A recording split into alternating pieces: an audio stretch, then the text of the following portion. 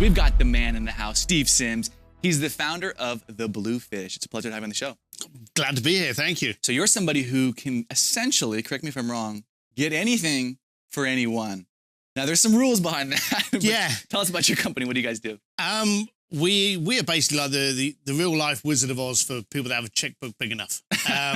So we have a concierge firm, and we handle some of the monotonous kind of like, travel and stuff like that that people need help with, access and perks. But what we're really well known for is the experiential, the bucket list. We've had a client who wanted to get married in the Vatican, go down and see the Titanic. Not the same client, but people go down and see the Titanic. People that like currently are going to all the award shows. Yeah. As you know, we partner with Elton John's Oscar party, so we've got clients going to the Oscar party.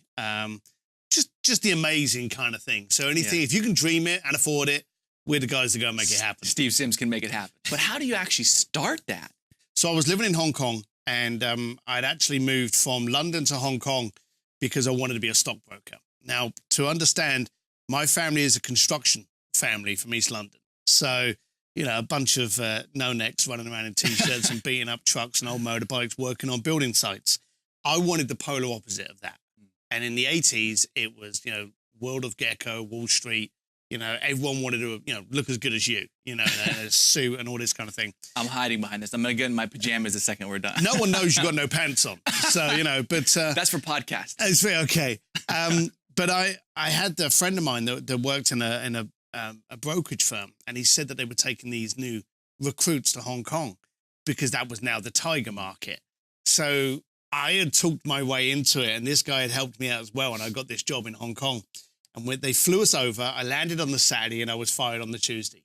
So I had 24 hours in my stockbroking So you're a great career. Employee. Brilliant, employee of the year, of the day. Employee of the day. Yeah. So I did what I was naturally built for. I started working on the door of nightclubs in Wan Chai in Hong Kong.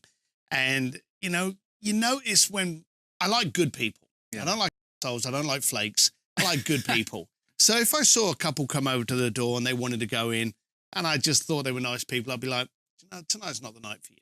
Yeah. It's not really happening in there. Go up the road, speak to Jimmy, tell him Sim sent you. And it's really kicking off down there. So that's how you got into being the guy that I just wanted to treat people, and it's an old thing, but people don't pay attention to it. Treat other people like you want to be treated. If I'm going to pay good money to walk in somewhere, I want someone to go, not tonight. It's not. And be honest about it. I wanted to be that person, but I didn't know there was a career behind it. So then they would come back again with their buddies, and they'd go, what about tonight? And so I ended up just saying to the bar, look, the club's pretty, let's do some things to make it a really cool night. And I'll tell everyone tonight's a cool night. So because now they actually trust you. They trust me. So it just started like that. And then people would say to me, hey, do you travel? And of course, being a Brit in Asia, they naturally assume you're traveling all over Europe. And I hadn't. Hong Kong had been my first ever destination outside London. So they'd say, oh, I want to go to Stade, or I want to go to Paris, or I'm going to Monaco. And I actually remember a client saying to me that he wanted to go to this nightclub in Monaco.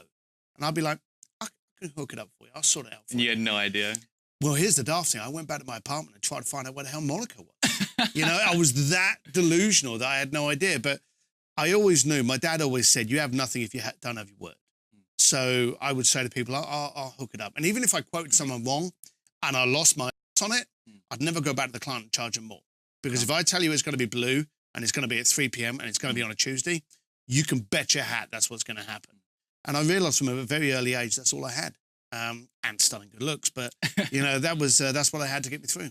You just kind of accidentally got into this place. Accidentally. I started building relationships after relationships. Yeah, I just went from the basics. I just wanted to meet good people. And then I thought, well, hang on, I'm doing that. And what can I do with that? What can I do with that to pay my mortgage? So it was literally a case of one and one. How do I make this two? There was no intelligence behind it, but it was very primitive. So basic. Two last questions. And how long have you been doing this, and how long did it take?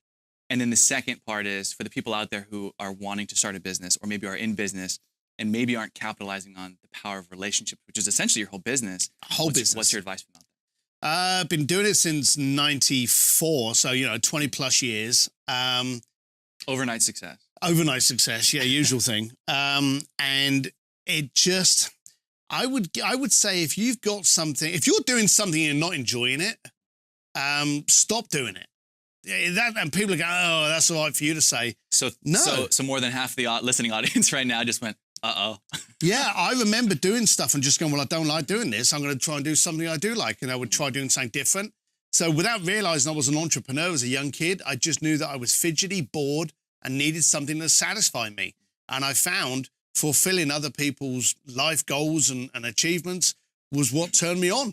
And I wake up in the morning and I put the dogs out, I pour my coffee, and I turn on my emails, and I literally go to it like a treasure trove. You know, what is someone going to email me this morning that's going to send me to a country that I've never been to, send me on a tangent I've never heard of, throw me a curveball that I've never thought would come out, just something that goes, oh, well, that's new. And so if you're not happy doing what you're doing, stop doing it, because you ain't getting any younger. Fantastic, simple advice. We'll be right back with Steve Sims to talk more about his company and pick his brain on some of those tactics that make him so successful. I'm Mark Lack. This is Business Rockstars, and we connect a community of entrepreneurs. If you'd like to be a part of it, you can join us on Facebook, Twitter, or online at businessrockstars.com. We've got Steve Sims in the building. He's the founder of the Bluefish, a concierge service that can get essentially anybody anything they want. You've got a book coming out. Is this your first book? Yeah, it's The Art of Bluefishing. It's The Art of Bluefishing. It is. And it wasn't me that came up with that, actually. It was people smarter than me and funnier than me, obviously. But yeah, it was just little tips and tricks of the kind of things that I've got up to get the kind of things that I wanted and needed for my clients. So you don't seem like the kind of person that would write a book. No, and it was... What led to writing this book? It was kind of surprising. I was in a party and people were listening to some of my stories. Okay. A glass of whiskey and you start, chatting away.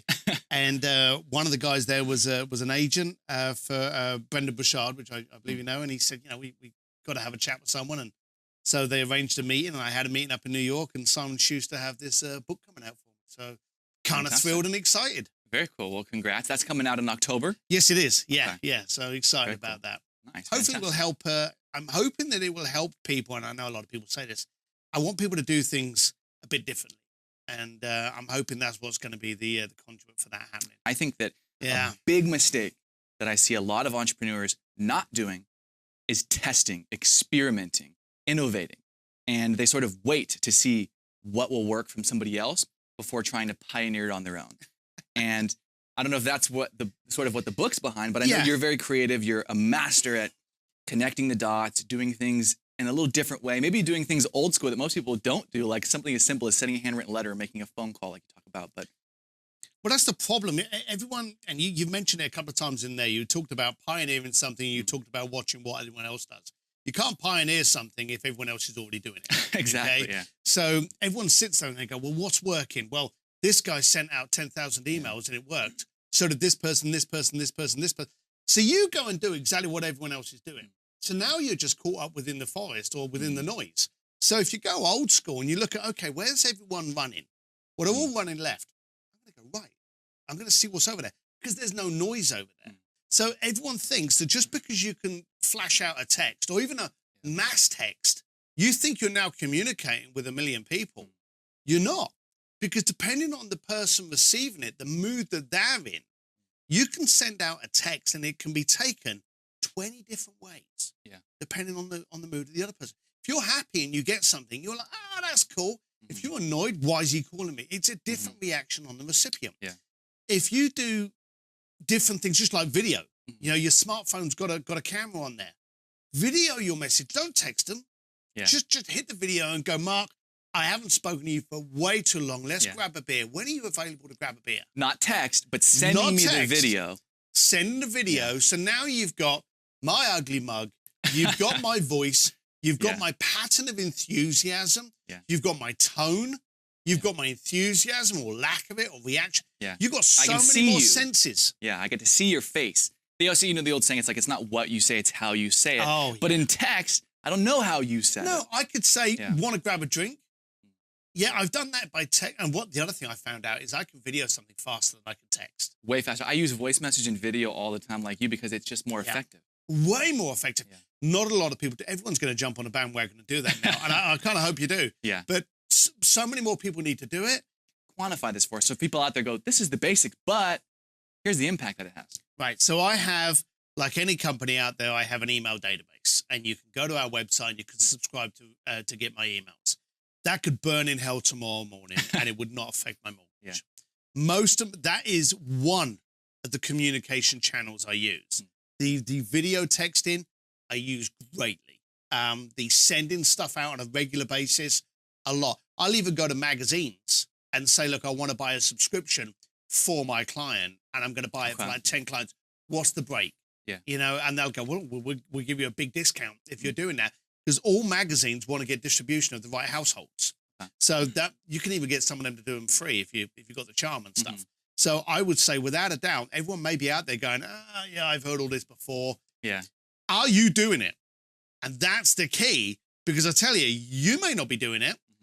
There may be 10,000 other people out there not doing it. And the more of you that don't do it, excellent. Because I want to be where there's little noise. And not necessarily are you doing it, how consistently are you doing it? That's the other thing. That's the other factor, and it's got to be consistent, and it's got to be different. Okay, so if you see something that's really cool, again, make sure it's cheap. Make sure it's cheap. I used to love Sky Mall. Do you remember those things in the planes? Yeah. And they used to have like the manatee post box. Yeah. So you would literally, as I'm leaving the plane, you would see me just grabbing it, because they throw them away once they've done a couple of flights and they're all like burnt over. I would grab like 20 of these magazines.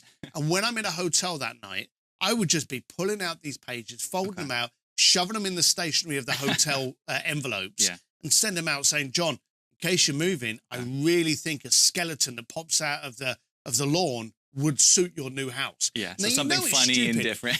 Yeah, but then they're going, what are you sending me? And I've had people going, what are you sending me? And that's how Steve Sims has built his reputation as the crazy, funny guy who's always going to do something that you're not going to expect, or it's going to make you laugh or smile. And then that starts to be a reflection of you. Well, okay, so this was an actual thing that happened.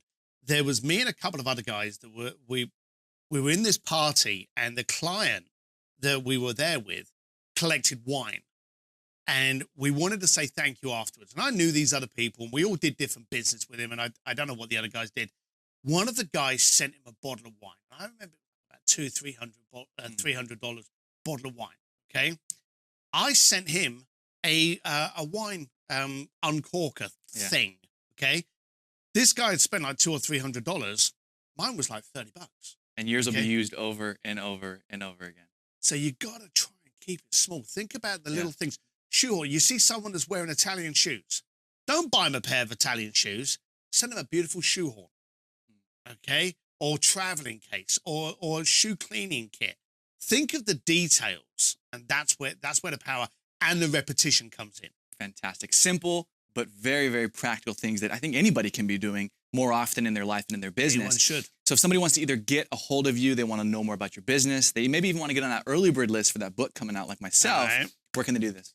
So I've got thebluefish.com is where you can subscribe to the emails and hear about all the weird and wacky stuff we're getting up to. And my personal book and my opinions and me ranting is on uglysims.com.